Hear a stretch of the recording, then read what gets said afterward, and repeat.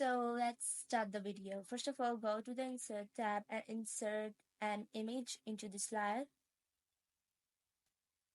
I have uploaded the link of this image below. Go to Picture or Texture Background and then click on Clipboard as you have cut the image. Now go to Shapes and insert a rectangle into half of the slide like this. Now right click on it and remove its outline. And also change its color to white.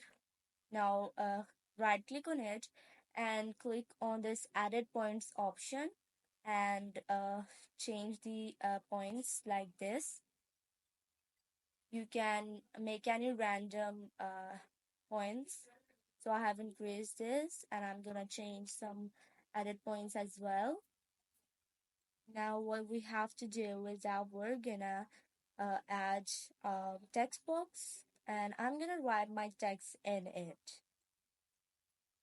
Now I'm gonna select it and bold it and change its font and its size.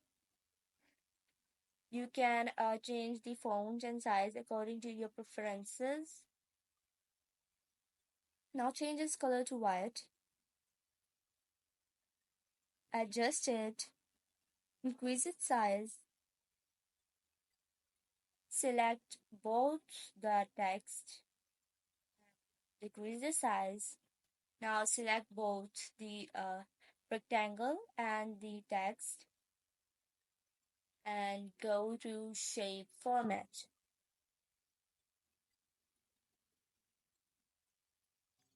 From the shape format, click on Merge and then Combine. So this is what our final result is.